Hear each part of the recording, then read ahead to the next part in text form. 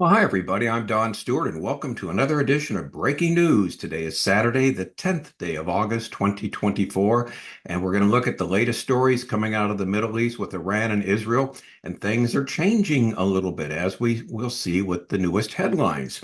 According to the Revolutionary Guard Corps, they say they must carry out the Supreme Leader's order and attack Israel. So this is from the Iran's Revolutionary Guard Corps. That's the latest. They have no choice, they say. Now, at the same time, Iran's mission to the UN hopes the attack will not thwart the peace process in Gaza. Fat chance of that. A new report says Iran is now in a better position to create a nuclear weapon. And finally, Iran, we're told from Microsoft, is working tirelessly on interfering with the 2024 presidential election. So Iran is front and center with the stories today on breaking news. So let's look at them. Headline number one, the IRGC says Khamenei's order to harshly punish Israel will be carried out.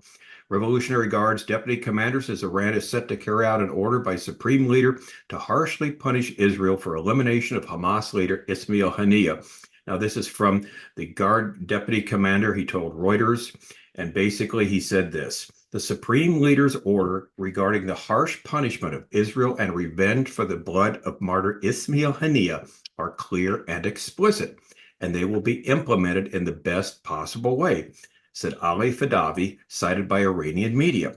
Now, asked by reporters about the Iranian remarks, White House National Security Council spokesperson John Kirby said the United States was ready to defend Israel with plenty of resources in the region. When we hear rhetoric like this, we've got to take it seriously, and we do, he said. Now, Iran has vowed to retaliate against Israel for the elimination of Haniyeh, on which Israel has not commented. They've not claimed that the assassination was their doing, although most likely, obviously, it was. On Wednesday, we reported this story. Two senior U.S. officials told the website Politico that Iran had decided against conducting a direct attack on Israel in retaliation for the killing of Haniyeh. So, according to the report, Tehran is now convinced that Haniyeh was killed by someone who activated a remote control bomb in the room where he was staying and not in a direct military operation. So Washington, therefore, stressed to Tehran that such an action, so long as no Iranian citizens were killed, does not justify a direct military operation against Israel. On Thursday, the Wall Street Journal reported, citing a U.S. official, that the United States has warned Iran and its government and economy could suffer a devastating blow if it launches a massive attack on Israel. According to the report, the message was communicated directly to the Iranian government as well as their intermediaries. So anyway, we keep going with this back and forth discussion, and the latest information coming from Iran is that there will indeed be an attack on Israel, and only time will tell. And as we have said, if there is a regional war, we stress this, that this is not something predicted in Scripture. Iran is not predicted to be engaged in some regional war in the last days in Israel, at least not leading it. They're going to be engaged in a regional battle and invasion of Israel in the last days, but that will be led by Russia, where Iran will be a surrogate. We've mentioned that over and over again. And from our book, 25 Signs, we're near the end, appendix number 5, we give 10 reasons why Iran cannot be the leader in the invasion of Israel in the last days to fulfill Ezekiel 38:39. They must be a surrogate to a Russian leader. All right, headline number 2. Now, with all this going on, Iran's UN mission says, we're hoping our response won't be a detriment to the potential ceasefire. Yeah, fat chance of that. Tehran says establishing lasting halt to Gaza's fighting is a priority, according to a senior IRGC officer. We'll carry out Khamenei's orders to inflict harsh punishment for the Haniyeh killing. This is a Reuters story. Iran is set to carry out the orders we just mentioned by the Supreme Leader Khamenei to harshly punish Israel over the assassination of Haniyeh. And so, as we mentioned, this is a Revolutionary Guard commander was quoted as saying this yesterday. However, later on Friday, its mission to the United Nations said Tehran's response to Israel's assassination was a matter totally unrelated to efforts to broker a ceasefire and the 10-month war between Israel and Hamas in the Gaza Strip. He said, however, we hope that our response will be timed and conducted in a manner not to the detriment of the potential ceasefire, the mission said, when asked if Iran could delay its retaliation till after the hostage for ceasefire negotiations next week.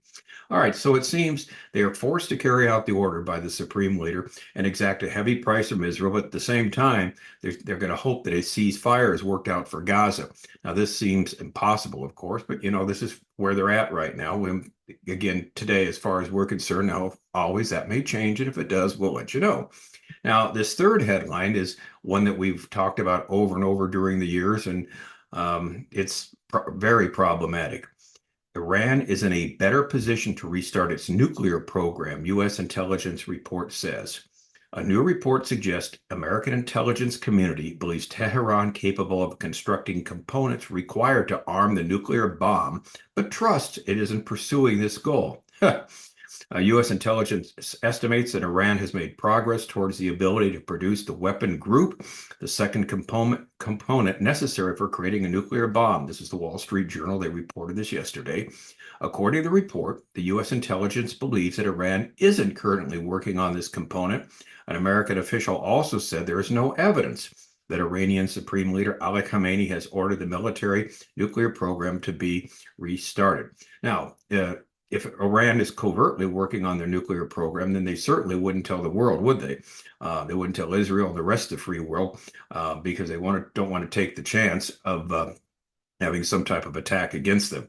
And they've made these bellicose, these wild claims for years and years, saying that we're going to destroy the big Satan, the U.S., the little Satan, Israel, and our nuclear weapons going to do it. So we don't know exactly what's happening. But the problem is Iran does things in secret. We have no idea really what's taking place there in their underground facilities. So it's one of these things that Israel and the world cannot take the chance on sooner or later. And probably if some type of regional war does break out, if Iran is foolish enough to hit Tel Aviv, then Israel will hit their nuclear facility long and hard. Now, a lot of the material, their facility is underground and seemingly can't be hit. Are really hit by it unless you have a really strong bunker buster bombs. Whether Israel can do that or not, that's a matter of question. Some have said yes, some have said no. But the point is they could set the program back a couple of years. And speaking of a couple of years, it would still take that long, a year or two, even if they got the components to put it all together. So a nuclear weapon isn't something in the immediate future that needs to be worried about, although they could be working, and they are working towards it, obviously. And so we'll keep an eye on that. But again, Israel cannot take the chance, and they need to get it taken care of beforehand.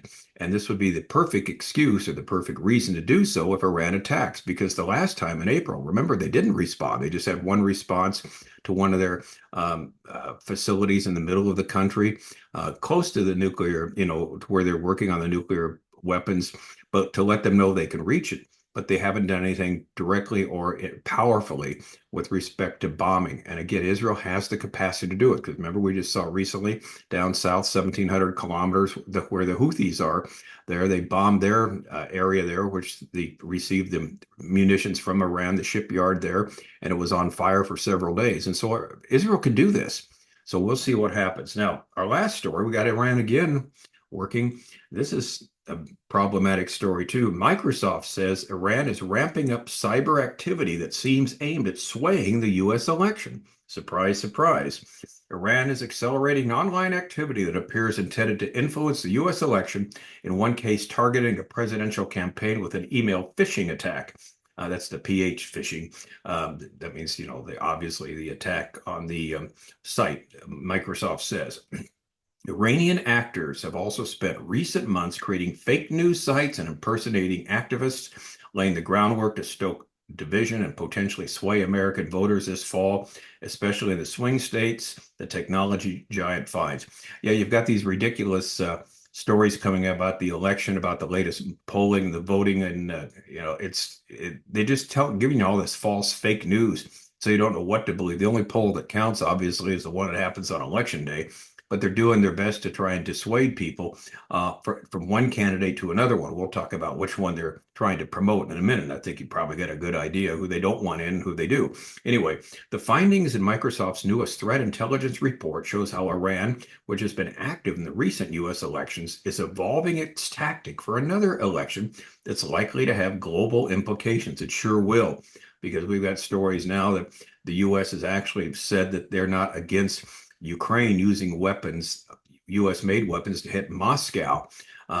Or talk about possible World War III. Well, that's a whole other deal. But the point is, what's going on in the world will be tremendously affected by the outcome of this election. The report goes a step beyond anything U.S. intelligence officials has disclosed, giving specific examples of Iranian groups and the actions they have taken so far. Iran's United Nations mission denies it has plans to interfere or launch cyber attacks in the U.S. presidential election. Well, we know they're lying about that. The report doesn't specify Iran's intentions besides sowing chaos in the United States, though U.S. officials have previously hinted that Iran particularly opposes former President Donald Trump. You think so? Why? They're still mad at Trump for his efforts. They're trying to seek a retaliation for the 2020 assassination of this Soleimani, this Iranian general, this leader, who basically was irreplaceable in the Middle East. Remember at the beginning of 2020, I think it was January 3rd, they assassinated him. And again, no one could even come close to putting together all these different factions that are fighting in the Middle East, like Soleimani. He was second to the supreme leader, and he is totally irreplaceable. And the U.S. took him out, and they haven't forgiven Trump for that. And so obviously it's against Donald Trump. They don't want to see him in because, of course, Trump would give them the ultimatum. You attack Israel, we'll reduce your country to a cinder. And he means that. He told that to Little Rocket Man in North Korea, too. And Little Rocket Man stopped his nuclear testing of the weapons.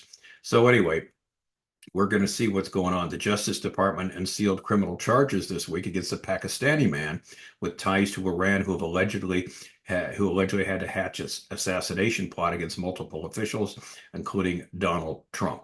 And so there's actually another story that Pakistan is selling some weapons to Iran, and Pakistan has denied it, for them to attack the U.S.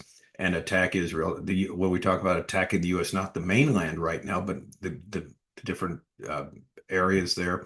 We have a lot of different, resources in the Middle East there, different places in various countries, and the military is there. And so they have been attacked. In fact, we've mentioned this since October 7th, some 100 times by smaller militia groups doing things, and people have been killed. But of course, Joe Biden doesn't respond heavily in any way. So they just keep on doing that.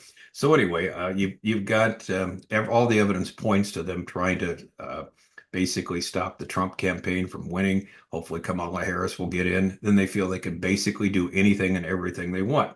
All right. So all of this is not surprising. Obviously, they're not trying to stop Harris from winning. Trump's return to the White House would basically stop their adventurism in the Middle East. This may be what takes place.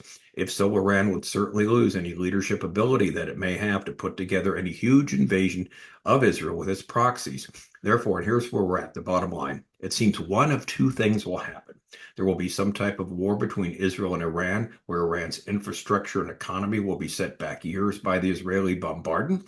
And if Trump wins, then any type of attacks on the U.S. assets or Israel would be met with even greater firepower from the United States. Eventually, Iran will fade from being the major threat to Israel. Likely after this, a time of false peace will grip the area before the predicted Russian invasion, Ezekiel 38:39. Only time will tell, but here's the key. The invasion will not happen immediately. It will not, because too many things have to happen to set that up, and they're not in place right now. And this is what we need to understand. We go to the Bible first and foremost, and what we find is the Bible is very clear. It'll be a Russian leader, a Russian-led invasion, where Russia will be able to put its troops on the boots on the ground to invade Israel. They cannot do that right now with what they're doing with Ukraine. They're kind of hands off, although they're helping Iran with weapons and such like defense systems they've given to Iran, but they're not involved in any war that will take place right now. So again, don't let anybody tell you that this is fulfilled Bible prophecy if something happens. It is not. All right, I'm Don Stewart. Thank you so much for watching. Until next time, as always, may the Lord richly, richly bless.